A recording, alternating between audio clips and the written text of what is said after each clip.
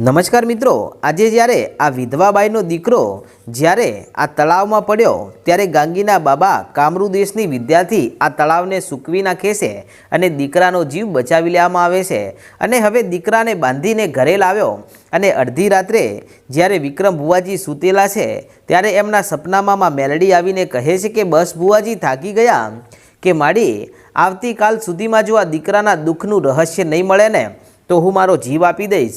ત્યારે માં મેલડી કહે છે કે વિક્રમ ભુવાજી તમે ચિંતા કરશો નહીં, હું મેલડી તમારી હારે છું અને હું મેલડી ક્યારેય તમને કોઈ વાતે કોઈ ખોટ નહીં પડવા દઉં અને જો મારો ભુવો આમ મોતને ઘાટ ઉતરી જાય ને તો મને મેલડીને કલંક લાગે। ત્યારે આ વિક્રમ ભુવાજી કહે છે કે તું માડી મને કહી દો કે આ દીકરો કઈ વાતે ગાંડો છે અને ત્યારે આટલા શબ્દો સાંભળીને માં મેલડી કહે છે કે એને ગોગા મહારાજનું જ દુઃખ છે અને એ દુઃખના પાછળનો કોઈ જવાબદાર હોય ને તો એનો બાપ છે।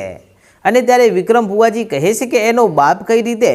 દીકરો તો હવે ગાંડો થયો છે ને એનો બાપ તો ક્યારનોય મરી ગયો છે।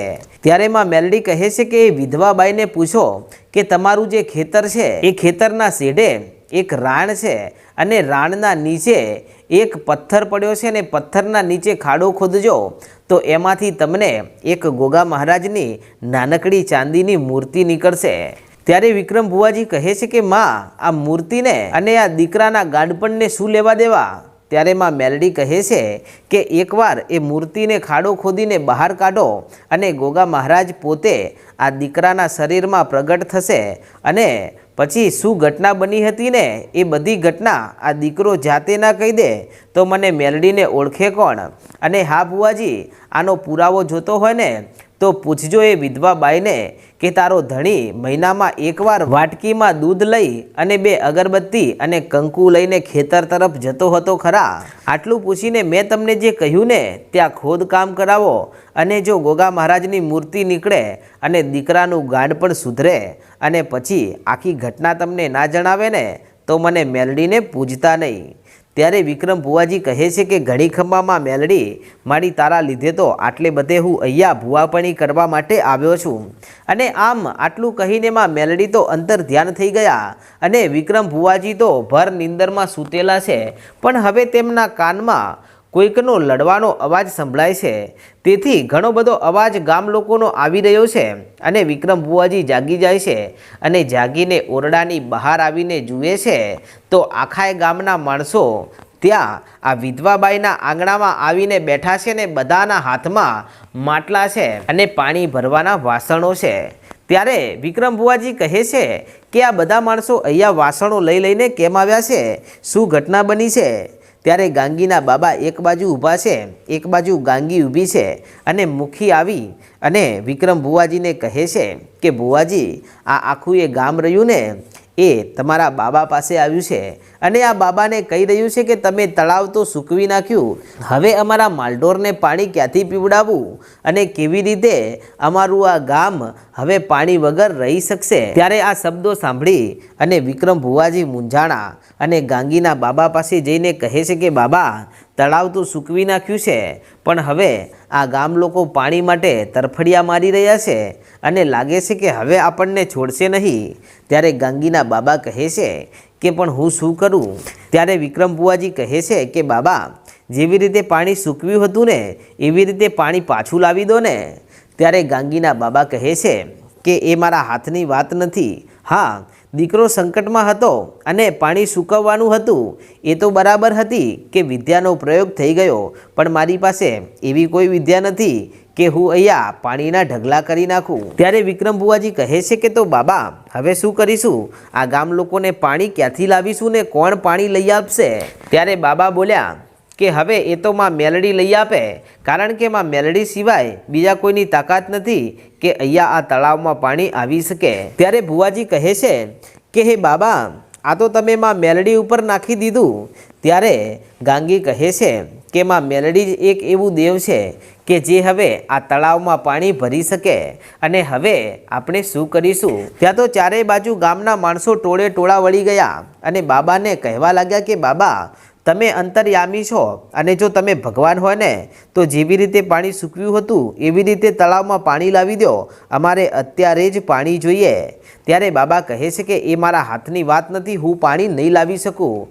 ત્યાં તો ગામના સૌ માણસો બાબાને અને આ ભુવાજીને ને ગાંગીને આડા આવડા વહેણ કહેવા લાગ્યા અને કહે છે કે તમારામાં હિંમત નથી તો પાણી શું કામ તમે સૂકવી નાખ્યું? અરે મરી જવા દેવો હતો ને એ દીકરો. ત્યારે વિધવાબાઈ કહે છે કે ગામ લોકો તમે આવું કેમ બોલો છો?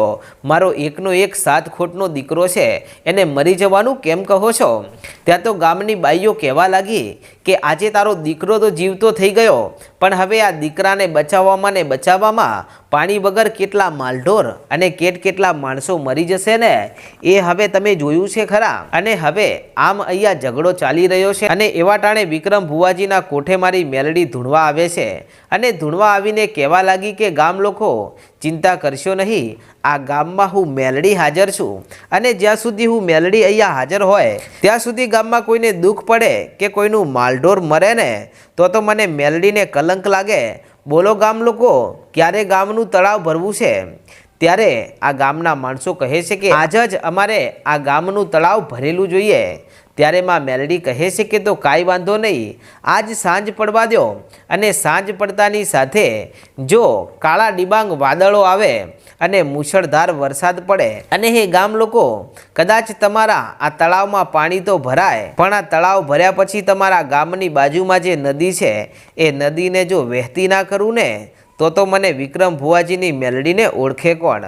અને આમમાં મેલડીએ આટલી વાત કરીને ત્યારે અમુક ગામના માણસોમાં મેલડીના પગમાં પડી જાય છે અને અમુક માણસોને એમ લાગ્યું કે આ બધા ધતિંગ છે, આવું કાંઈ થવાનું નથી, કારણ કે 2-3 દિવસથી આ માણસો અહીંયા આવ્યા છે અને હજી સુધી આ દીકરાના ગાડપણને તો મટાડી શક્યા નથી, તો પછી વરસાદ શું લાવવાના?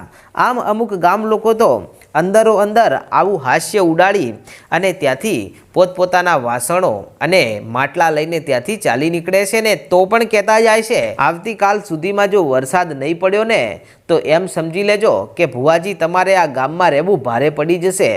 ત્યારે વિક્રમ ભુવાજી કહે છે કાલે જે થાય ને એ દેખ્યું જશે, પણ અત્યારે આ દીકરાનું દુઃખ તો મટાડવું પડશે ને. ત્યાં તો ગામના મુખી આવી અને હાથ જોડીને કહેવા લાગ્યા કે ભુવાજી, તમારાથી આ દુઃખ મટતું હોય ને તો હા પાડો, નહીતર તમે રજા લઈને ચાલ્યા જાઓ તો અમે કોઈક બીજા ભુવાને લાવીને પૂછીએ, કારણ કે દીકરો હેરાન થાય છે અને દીકરાના લીધે આખું ગામ હેરાન થાય છે. ત્યારે વિક્રમ ભુવાજી કહે છે કે ચિંતા કરશો નહીં મુખી, આ દીકરાનું જે દુઃખ છે ને એનું પકડ મેં પકડી લીધું છે. હવે જો સાંજ સુધીમાં દીકરાને સાજો ના કરી નાખું તો મારી વિક્રમ ભુવાની મેલડીને પૂજવી નકામી છે. ત્યારે મુખી કહે છે કે એમ વાત છે તો પછી દુઃખ મટાડી દો ને, તમે જાણી લીધું છે તો દુઃખ કેમ નથી મટાડતા? ત્યારે આ ભુવાજી કહે છે કે પેલી વિધવા બાઈને અહીંયા બોલાવો. ત્યારે આ વિધવા બાઈ એમની સામું આવીને કહે છે કે બોલો ભુવાજી, કે તમારો ધણી આજ દિવસ સુધી તમને એક વાત છુપાવીને ગયો છે અને એ વાત આજે હું તમને કહું તો તમે માનશો? કે ભુવાજી સત્ય હશે અને એનો પુરાવો હશે ને તો અમે માની લઈશું. કે પુરાવો તો આપું, પણ એવો પુરાવો આપું કે આખું ગામ જોતું રહી જાય તો માનશો?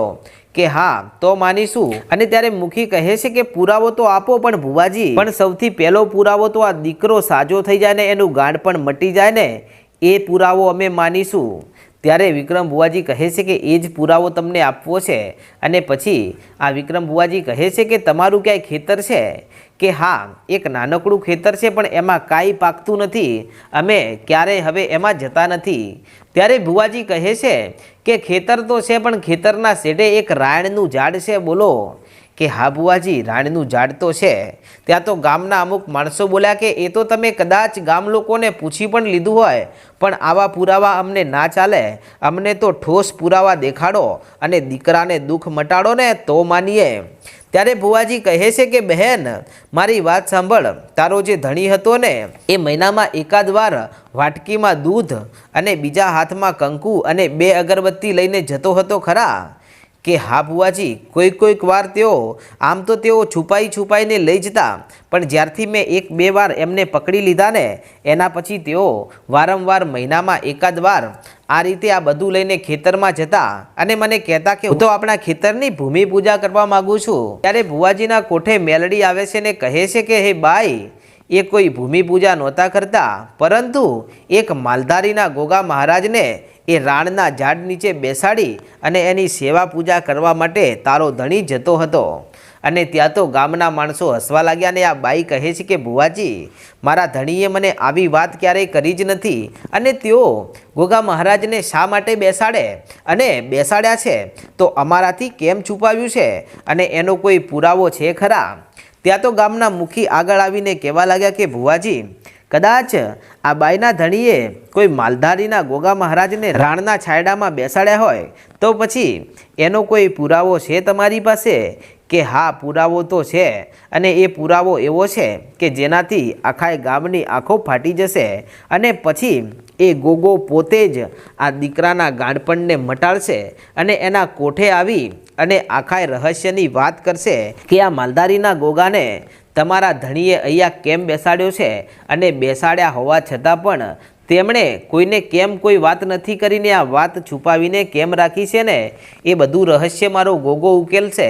પણ ચાલો સૌથી પહેલાં એ ખેતરમાં જઈ અને એ ચાંદીની ગોગાની મૂર્તિ જો બહાર ના કાઢું તો મને મેલડીને ઓળખે કોણ? અને પછી તો આટલી ઘટના સાંભળતાની સાથે ગામના સૌ માણસો કહે છે કે ચાલો આ તો જોવું જ પડશે।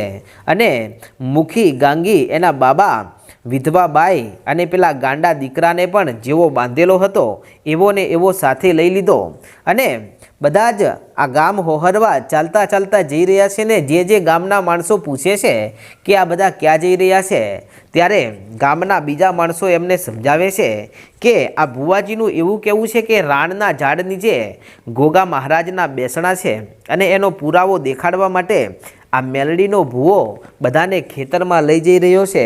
ત્યારે ગામના બીજા ઘણાય માણસો એમના સાથે થઈ જાય છે અને અમુક માણસો કે જે ક્યારેય ભૂવા ભક્તિને માનતા નથી એવા માણસો પણ સાથે આવે છે કે આ બધું હોય ખરા। અને પછી બધા ચાલતા ચાલતા એમના ખેતરમાં રાણના ઝાડ નીચે પહોંચે છે અને ત્યાં પહોંચી અને પછી માં મેલડીનો ભૂવો હાકોટો કરીને કહે છે કે હે ગામ લોકો, આ જે સામે પથ્થર દેખાય ને એ પથ્થરને ત્યાંથી ખસેડો અને પથ્થર ખસેડ્યા પછી ત્યાં તમે ખાડો ખોદવાનું શરૂ કરો। અને પછી તો એ પથ્થર જેવો ખસેડ્યો ત્યાં તો પથ્થરના નીચેથી એક ઊંડો દર નીકળ્યો અને પથ્થર ખસેડતાની સાથે એમાંથી એક કાળો નાગ નીકળ્યો અને આ નાગ નીકળતાની સાથે જ આ બાજુ ગામના સૌ માણસો વિચારમાં પડી ગયા કે અહીંયા તો સાચે જ ગોગા મહારાજ બિરાજમાન છે। અને ત્યારે માં મેલડીનો ભૂવો એટલું કહે છે કે અહીંયા સાપ તો નીકળ્યો છે પણ સાંભળો ગામ લોકો, હજી જો અહીંયાથી ચાંદીની ગોગા મહારાજની મૂર્તિ ન કાઢું ને તો મને મેલડીને ઓળખે કોણ? અને હે ગામ લોકો, અહીંયા ખોદકામ શરૂ કરો અને એક બાજુ અહીંયા આ ખાડામાંથી ગોગા મહારાજની ચાંદીની મૂર્તિ નીકળે અને આ બાજુ જો દીકરો સાજો થઈ જાય અને હાકોટો કરીને જો ધૂણવા લાગે ને તો એમ માનજો કે અહીંયા ગોગા મહારાજનો વાસ છે અને એના બાપે જ અહીંયા માલધારીના ગોગાને બેસાડ્યો છે।